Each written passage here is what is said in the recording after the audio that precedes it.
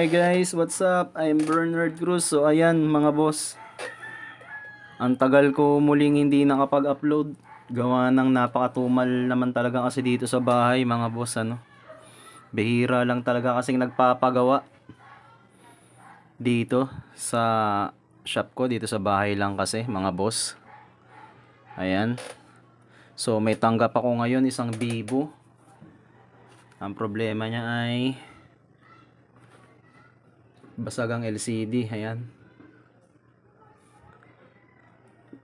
Kahawig siya ng Vivo Y11 mga boss eh. Pero ang pinagkaiba nila ng Vivo Y11, tatlo yung camera nito. Yung Vivo Y11 kasi dalawa lang yung camera no. So ano bang unit nito? Dati ko na tong nagawa mga boss, pero hindi ko siya na-upload. So ngayon ayan, ma-upload ko na siya.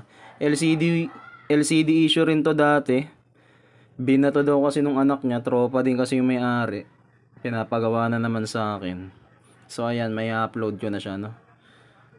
Dati kasi hindi ko to na videohan. Ayan. Kamukha siya ng Vivo, pati yung kulay niya no, kulay blue, yung Vivo Y11 ko. Pinagkaiba nila, tatlo yung camera nito eh. Oh. Yung Vivo Y11 kasi dalawa lang. So mamaya naman malalaman ko to kapag pumunta ako dun sa supplier kung anong unit nito.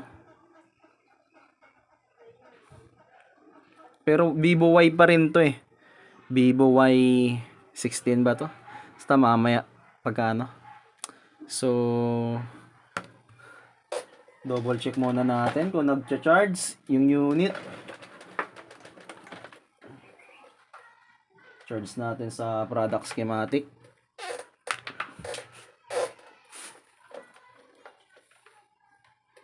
Pasensya na kayo mga boss at marumi yung lamesa ko, hindi ko pa nalilinisan.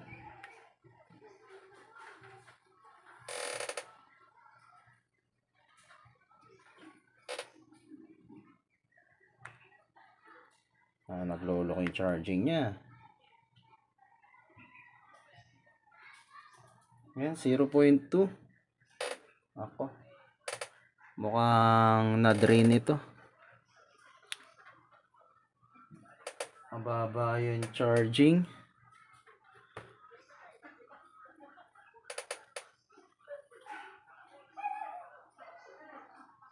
So babalikan na lang natin mamaya. Charge muna natin mga boss. So ayan mga boss, hindi talaga siya nagcha-charge. Kaya ang ginawa ko, charge ko na siya sa OSS Team Smartphone Battery Fast Charging and Activate tool na. Ayan oh. Tinanggal ko na yung battery. Hindi ko na napakita sa inyo mga boss no, kasi ayan, para medyo makatipid tayo sa minutes, para hindi humaba yung ating video. Ayan, sina-charge ko pa yung battery. And then medyo pahihirapan tayo ng unit na to. Pero kaya naman kasi ayaw matanggal nung dalawang screw. Ayun yung dalawang screw. Yung plate di ko matanggal oh. So igaganyan na lang, iaangat na lang para matanggal natin yung flex cable. Tsaka para mailapat kapag bumili na tayo ng LCD. Gawa nga ng ayaw matanggal nung dalawang tornilyo. Ayan, na lost thread. So tatanggalin na natin yung LCD at lilinisan tong pinaka chassis nya no. Lalagyan ng motherboard at saka LCD, battery na. Ito yung pinaka chassis.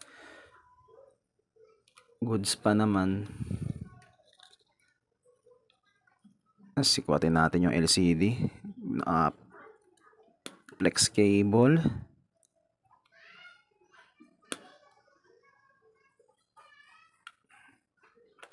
Ayan. And then galin natin to. Ayan. Ayan natin sasagad. Kaipit kasi yung ayan. Then nabuka na rin to. Ayan oh, natanggal na. Yung dinikitan lang ng may-ari. Ayan oh, pagka kanina bumuka siya. Ayan, may mga pandikit. Ewan ko anong klaseng pandikit ang nilagay niya dito. So ayan. Tanggalin natin yung flex cable. So ayan. Dahil gabi na nga mga boss, tutuloy na lang natin yung video bukas mga boss. Lilinisan ko na rin ng maigi to para bukas kung wala akong deliver na, kasi delivery rider yung isa kong trabaho mga boss eh. Nagkakitaan. Kung habang wala pa akong deliver bukas, itutuloy ko ito. Diretso na ako dun sa supplier para mag-testing ng LCD bukas dahil gabi na, sarado na mga boss ano. Sarado na yung supplier. Tutuloy na lang natin bukas yung video. Nakabili na ako ng LCD. So ayan mga boss, nakabili na ako ng LCD sa supplier. And goods naman, ay testing ko naman doon. Tsaka nagtagal ako doon mga boss. Gawa ng ayaw mag-power nitong unit. Hindi ko napansin, buti na lang napansin nung bantay doon sa supplier, yung isa sa mga tao nila doon sa supplier, yung nag-assist sa akin mag-abot ng LCD.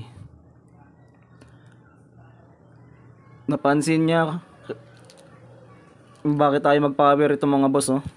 Bumili pa ako ng power, isang set ng power and volume button. Ayan mga boss, ito yung pinaka flex cable niya na naputol oh. Ayan, kaya pala ayaw mag-power mga boss. 150 lang to sa supplier mga boss. Baka makagkaroon kayo ng tanggap na ganito yung mga sira no, mga Android unit. Ayan, isang set na siya, power button tsaka volume button. Yung iba kasi magkahiwalay eh. Ibang mga unit magkahiwalay yung power tsaka yung volume button. To kasi magkasama no, tong unit na to. Vivo Y, ano na nga bang unit na ito? Mamaya mga boss, kapag na-upload ko naman to, may ilalagay ko naman. Isa-search ko sa Google. Kalimutan kong i-search. Mas maano pa to sa Vivo Y11 eh, kasi tatlo yung camera nito, mas unit to sa Vivo Y11. So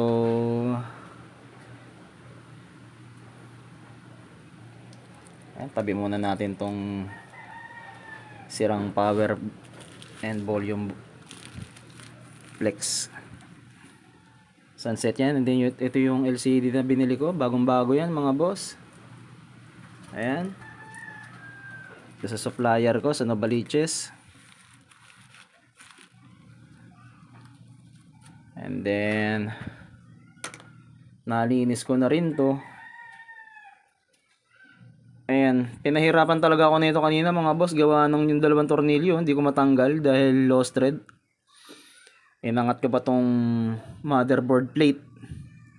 And then nahirapan din ako sa flex ng power volume button. Ayan, hindi ko na pinakita pala mga boss paano ko ikinabit ano. Ayan, naka-fix naman na siya. Ayan. Then check ko lang no, sa magnifying glass kung maganda ba yung pagkakabit. Ayan, fix na fix naman. Ano naman yung dalawang bilog na maliit, nakalapat naman ng gusto pagkakabit natin. So diretso na tayo sa LCD dahil nalinis na natin. Ayan, diretso kabit na tayo. So maglalagay muna pala tayo ng P7000. Ayan, hindi pa ito ubos mga boss oh. Meron na akong biniling bago mga boss eh oh. Kaso hindi ko pa ginagamit. Ayan, T7000 din siya, yung banga lang yung brand na nakita ko sa Shopee. Mura lang to mga boss. 60 pesos lang bili ko dito sa Shopee. At na-tsempo akong free shipping. Naka-tsempo tayo ng free shipping eh. Kaya 60 pesos lang. So, ayan.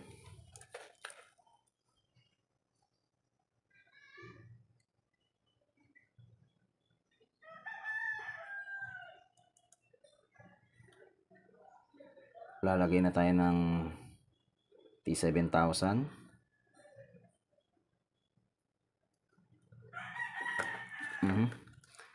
Medyo makipot at tatanggal sa align yung uso ng T7000 dahil masyadong makipot, kaya wag masyadong madiin para hindi malaglag yung pinaka pin, yung uso ng ating T7000. Yan, ayun. Hindi maiwasan minsan talaga na malaglag mga boss, ano. Huwag masyadong marami. Dapat yung tamang tama lang, no? Ilapat lang sa gilid ng pinaka chassis ng cellphone, no? Yung chassis case. Yan.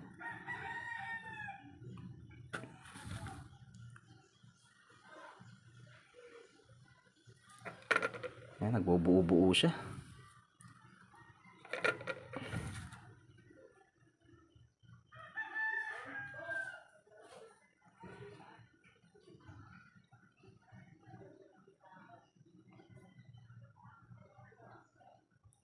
Pasensya na mga boss sa mga bagong pa-shoutout at saka sa mga nagtatanong sa comment section. Hindi agad masagot yung mga tanong nyo mga boss, pasensya na. Gawa ng medyo busy rin kasi ako sa isa kong work.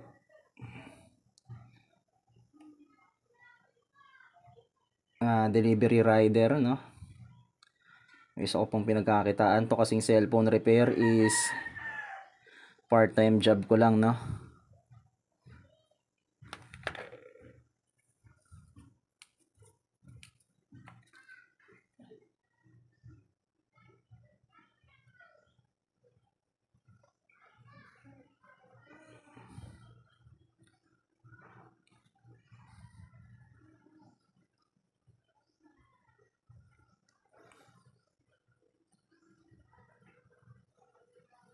Ayan. Dahan-dahan lang. Konti pa. Ito na lang sa bandang taas.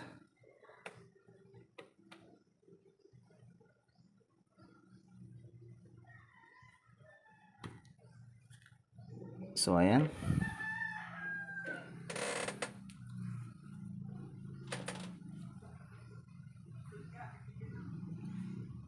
Sana maging matagumpay itong pagkabit natin ng LCD. Pag sanang magkaroon ng damage o aberya, no? Para hindi tayo mag-abono. Sana maging success mga boss. So ito yung bagong LCD. Bukan muna natin yung plastic. Ito. Pagdadaanan ng flex cable. Yan.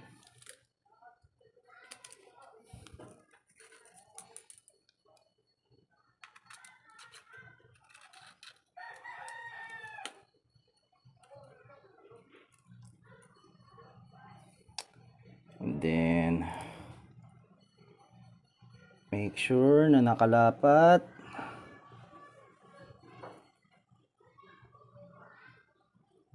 Yan. Dahan-dahan lang yung lapag mga boss. And then konting pisil. Yan. Konting pisil lang mga boss. Huwag malakas para hindi mabasag. LCD. Yan. Paikot. Then ingat kayo na wag mahawakan yung camera, no? Ayan. Tingnan ko naman para hindi lumabo yung camera.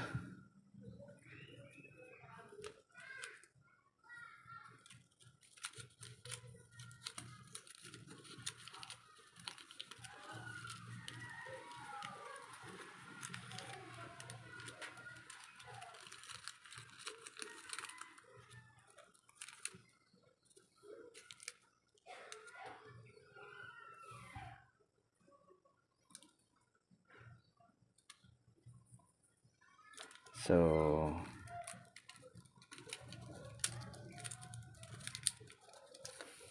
yan, medyo nagka-problema yung flex.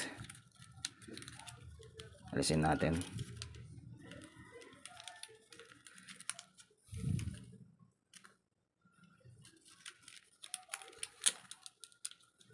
Yan. So ilalim na lang natin yan.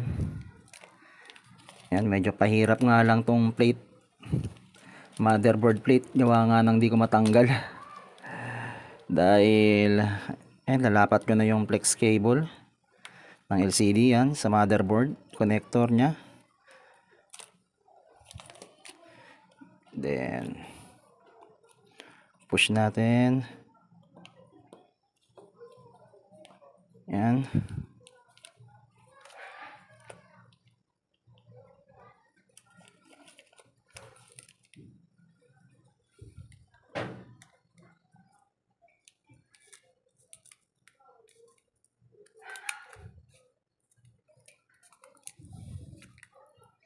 Yan. Pagka gumagawa pala kayo ng cellphone, mga boss, iwasan nating kabahan, ha. Mga mahilig magkape dyan. Mga baguhan, dapat hindi nanginginig yung kamay natin.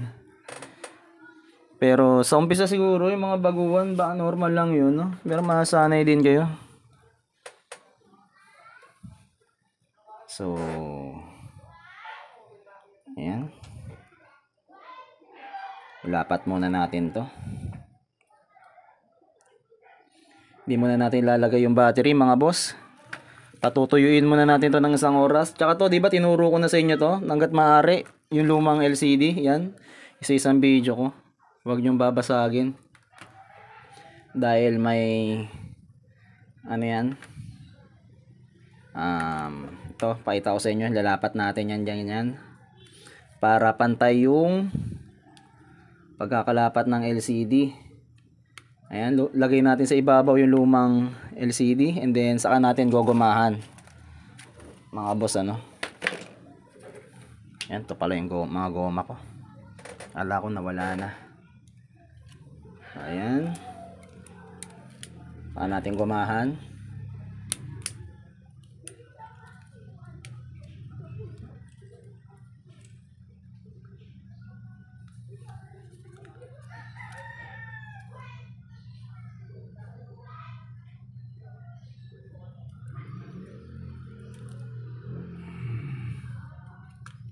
Ito naman sa kabila.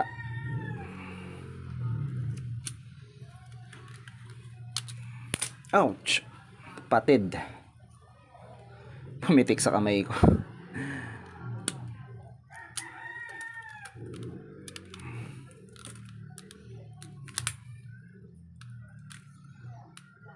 Yan.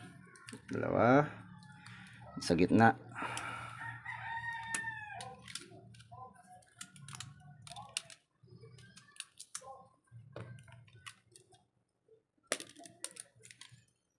Tatlo. Dito. Ang magkabilang gilid. Bakit?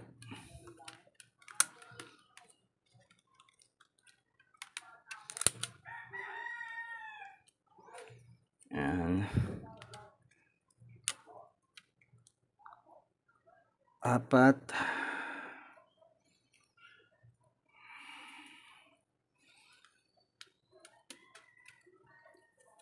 Oh, patid na naman.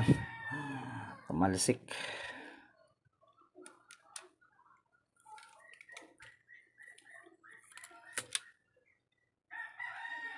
Ayan, ganyan lang mga boss. So, hintay lang tayo ng, ayan, yung lumang LCD, oh. Inilapat ko para ma-press ng maigi. Para walang siwang yung gilid. Hindi makikita yung ilaw, no? Yung LED light kapag naka-on yung unit. So, mga boss, maghihintay lang tayo ng 1 oras, and then pagkatapos sa 1 oras medyo matigas na yan, tutuloy natin yung pag-assemble, no? So ayan mga boss, mahigit 1 oras na yung nakalipas. So pwede na siguro to. Medyo tuyo na. Tanggalin na natin yung mga goma. Ayan.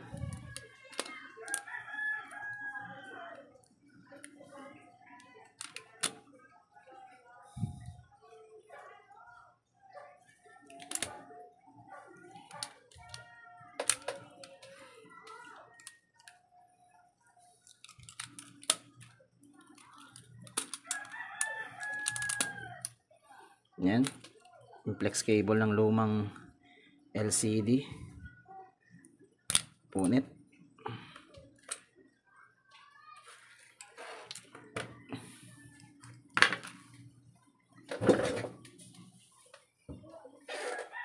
Yan natin yung mga goma. So balik natin yung battery. Yan.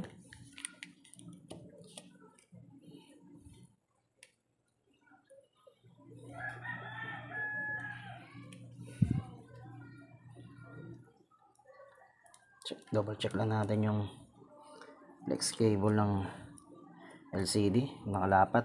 Kung nakalapat naman mga boss.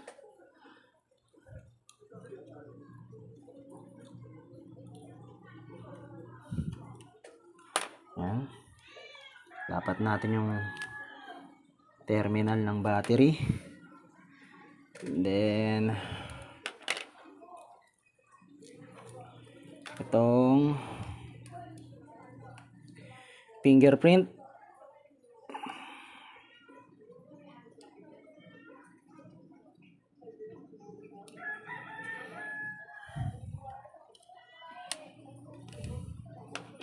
Yan.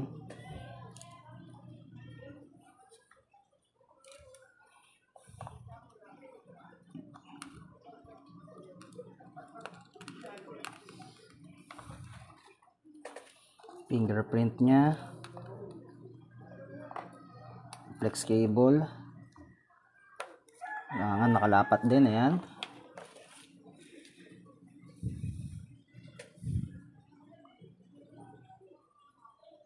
Ay. So may ano pala. Mali. Galin natin. Ayan, dahil wala namang harang. Balik muna natin yung mga tornilyo.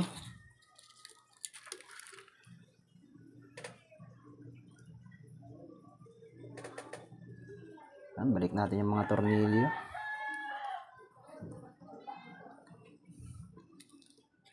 Sa mga hindi pa nagsasubscribe mga boss,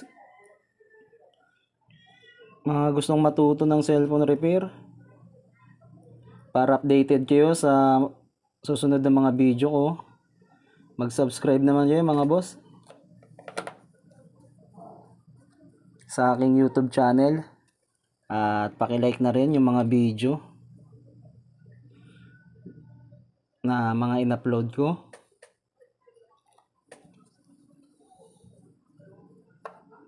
Para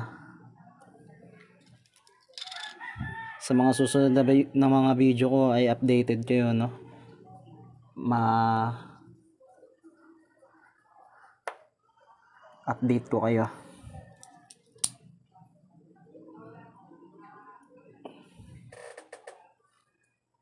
Sa mga subscribers ko naman na nakapag-subscribe na, syempre, maraming salamat po sa inyong pagsuporta mga boss. Sana marami rin kayong maging tanggap, ano. Ayan. Balik natin yung flex cable. Ingat mga boss na wag maputol. Hindi ko may sentro. Yun. Sentro na. Then yung pinaka plate ng flex cable ng fingerprint. Importante yan. Para safe. Di basta-basta matanggal, no? Dapat ibabalik natin lahat ng tornilyo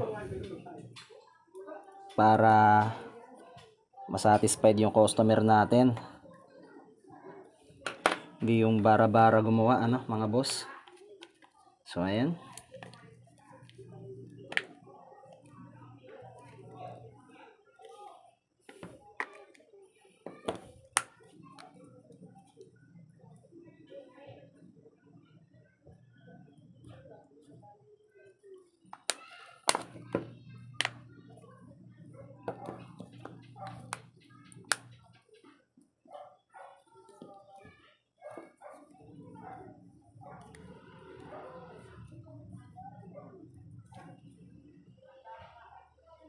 Nagbabounce naman.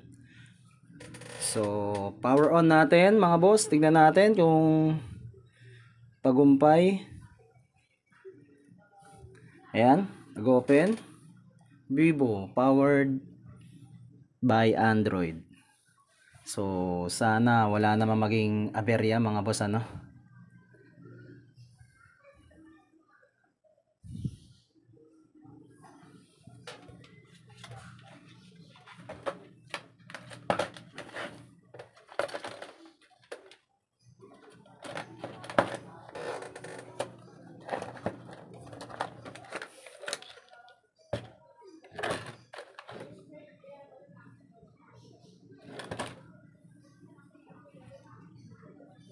Ayan, naglo-loading pa.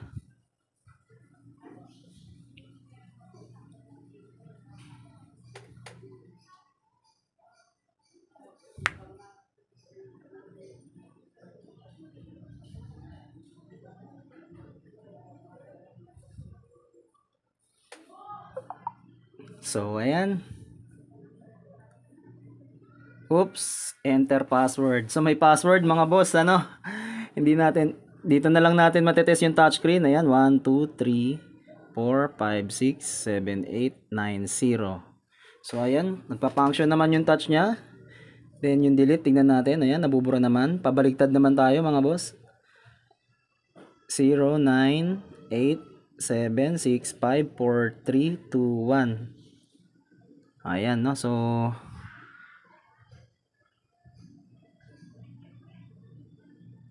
emergency calls. Ayan.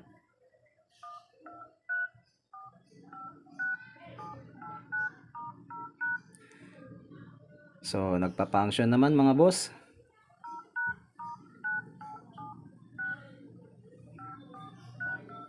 Hindi kasi natin alam yung password, nakalimutan kong itanong. Shoutout pala sa may-ari nito. Tropa natin si Jude. Ayan yung anak niya. Jude, ayan. Okay na yung unit mo. So mga boss, maraming salamat po sa inyong panonood. Walang sawang pagsuporta sa aking YouTube channel. Sa mga hindi pa po nakasubscribe dyan mga boss, mag-subscribe naman kayo sa aking YouTube channel, no? Para updated kayo sa mga susunod yung video. Sana nagustuhan nyo mga boss yung bago kong shinare na naman kung paano gumawa ng cellphone, magpalit ng LCD. Ayan, no? So maraming salamat po mga boss. Marami pa po akong gustong i-share sa inyo, mga gamit pang repair, no? Kaya antabayanan nyo lang mga boss, medyo busy kasi sa isa kong trabaho na delivery rider. So maraming salamat po mga boss, ingat tayo.